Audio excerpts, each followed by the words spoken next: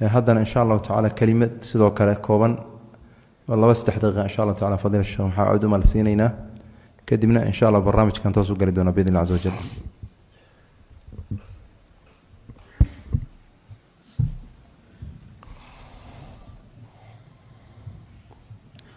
بسم الله الرحمن الرحيم الحمد لله رب العالمين وصلى الله وسلم وبارك على نبينا محمد وعلى آله وصحبه أجمعين ما بعد أيها الإخوة في الله إلهي بما تسكال تبارك وتعالى حل والباء يحال وضلباء الحمد لله على كل حال ونعوذ به من حال أهل النار استدعوا لموضوع الشيغان fadhigaanan caawa wuxuu ku saabsan yahay munaasabadii murugta lahayd musiibadii murugta lahayd xanuunka badnayd ee ka dhacday magaalada muqdisho dad boqolaal ah oo muslimiin ana lagu laayay boqolaal kalena lagu dhaawacay in badanna la laayahay marka koobaad arinta iyada ah waa ka tacsiinina muslimiinta Kenya guud ahaan gaar ahaan ummadda Soomaaliyeed ee Kenya ku nool si khaas ah jamaacada masjidkan iyo maamulkiisa iyo culimadiisa iyo aimadiisa arintaas tacsiyo ayaanu ka diraynaa ilaahay tabaaraka wa tacaala ayaan u weydiinaynaa intii dhimatayna inuu u naxariisto jannadiisa geeyo u dambi dhaafo inta dhaawacana ilaahay tabaaraka wa tacaala inuu caafimaad degdeg ah inuu siiyo runtii wax badan oo laga dhaho ma jirto waa dhacdo dhicitaankeedu ku filan yahay in laga hadlo ka hadal badan uma ay baahna taariikhda inta la xusuusto ummadda dhulka degta ee Soomaaliyeed tanoo kale oo baaxadan leh oo intan leeg ma soo marin wata keenaysa runtii aad loo xanuunsado oo laga murgo oo dadku isku dareen ka noqdaan safar baan aniga jiray galabtan soo galay taqriiban usbuuciya ka badan baan ka maqnaa arintaasi waajibka inaga saaran inaan qaadanno waa laga maarmaan waxaan leeyahay horta dadkii la dilay iyagu dhib ma qabaan saan u rajaynayn حيالي وشهدوا نبي محمد صلوات ربي وسلام عليه ساو الشيغي وروداد ما ننقي رئيسا وركي سنة ما حنو رجينينا إلى الشهدائه النبي قال صلى الله عليه وسلم وحيري في الحديث الصحيح صاحب الحريق شهيد والذي يموت تحت الهدم شهيد ruuxii dab ku dhinta oo gubta waa shahiid ruuxii guri ku dumo oo ku dhintana waa shahiid buu nabiga sallallahu alayhi wasallam dadku waa gubteen qayb ka midana dumitaan bay ku dhinteen qaarna labadu waa isugu darmadeen saas daraadeed baa waxaan leenahay waxaan u rajaynaynaa inay shuhada yihiin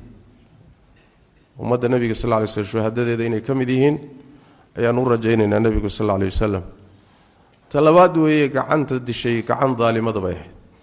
gacan gardaran ruuxa muslimka gacan ka gardaran haday dishana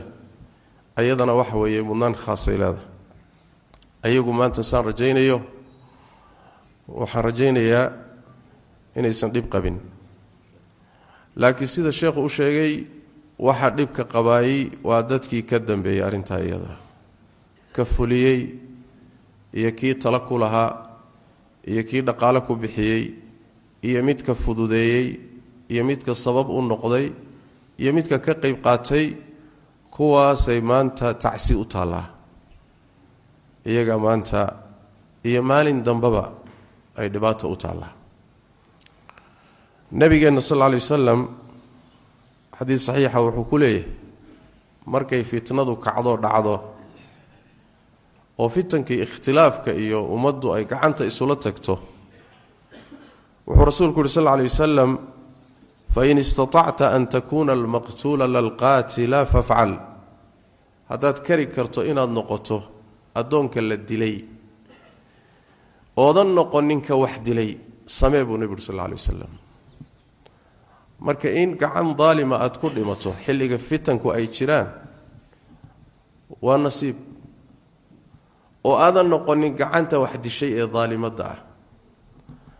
saas daraaddeed waa waxaan leenahay taasi waa sidaas midda labaad oo baraarujinta mudan waxay tahay arrintan naxdinta leh oo gaal iyo muslim wixuun qalbigiisa uun wax ku jiraan uun laga naxay oo qaabkay u dhacday iyo say u dhacday iyo xanuunka badan leh si loo sawiri karaba aanaan garanaynin cidda samaynaysaay oo waxaasi ku talisay oo waxaa samaysay oo falkaa fulisay oo qorshaysay waa la yaab waa wax lala yaab laakiin markaad axaadiista nebiga ku noqoto fitanka ka hadlaya waxaad heli tafsiirkeeda fii saxiixi muslim waxaa ku sugan inuu nebigu yidhi sal alla alay wasalam markay soo baxaan madax aan hanuunkii iyo jidkii nebiga ku soconin oo diintii iyo dariiqeedii laga leexdo madaxduna ay noqdaan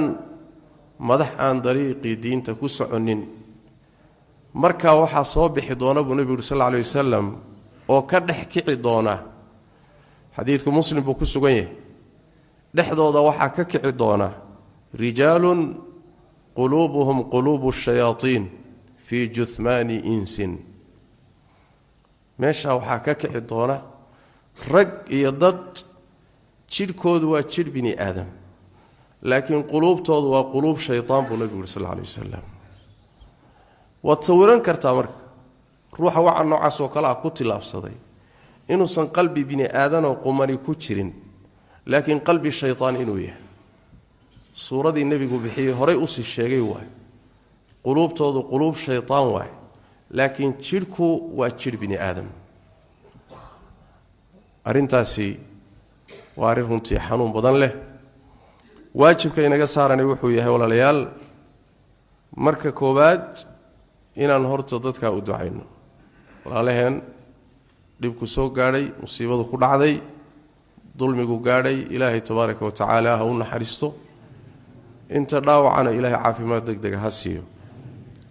qodobka labaad ee inugu waajibkaa waxa weeyaan wixii aan mushkilada halkaa ka dhacday iyo raadka ka dhashay ka khafiifin karno inaan ka khafiifinana waa waajib inala yaallo waay oo dadkaas loo gurmado ayalay gaalabaa u gurmanaysa oo shisheeyaa u gurmanaya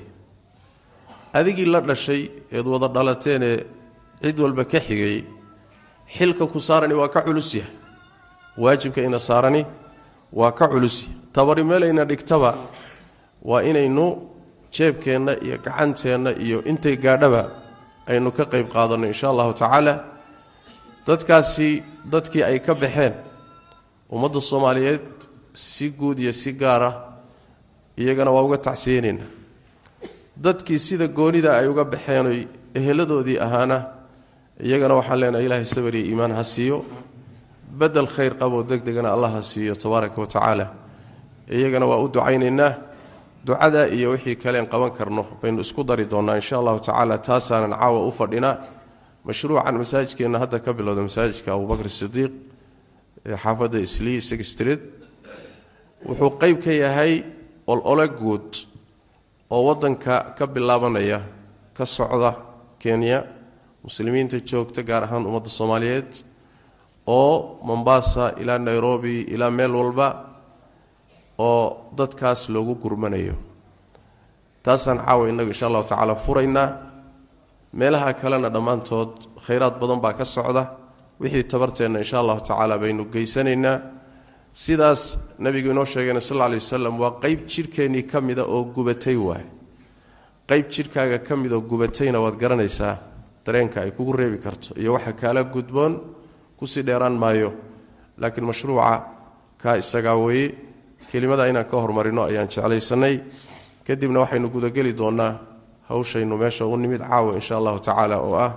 dadka inaan wax u ururino qaar badan baa la qaaday qaar badan baan wali la qaadin isbitaalada yaala qaar badan baa xuryaamay hanti badan baa burburtay agoon badan baa laga tagay dumar badan oo muxuu ahaa yaa raggoodii la laayay arda badan oo wax baranaysay baa la rogay sidaas daraadeed musiibadu way culus tahay kaliya inaan dhihin uun dawladaha soo gurmaday waxay qabteen wax yar waay waxaa kaloo jecla intaan hadal ka bixin aan sheego walaalayaal ummadan muslimka ee Soomaaliyeed dhagar fara badan baa loo maleegay kayd badanna waa lagu sameeyay in la tirtirana waa la isku dayay laakiin ilaahay wuxuu inagu badbaadiyay muddada dheer ee mashaakisha waaweyn aan waajahaynay wuxuu inagu badbaadiyay mar walba inaga garab isu ahayn mar walba inaga wax istaraynay haddii la isku dayay in dawladda inta la burburiyo aan baaba'no ilaahay wuxuu inagu badbaadiyay waxoogaag yare qaaraanka in istarayno la soo dirayo dalkii ku noolaaday ummadii ku noolaatay musiibo kastoo dhacda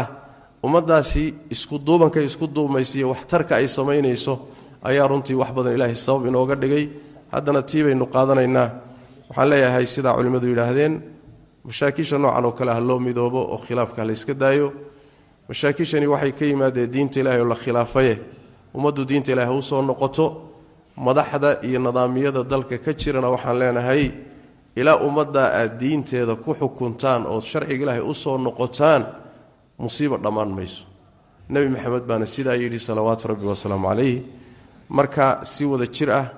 aynu hawshaasi wada dareenka inagu wada hayseen caawa u nimid aynu uga wada qayb qaadano jazaakumullahu khayran assalamu alaykum wa rahmatullahi wa barakatuh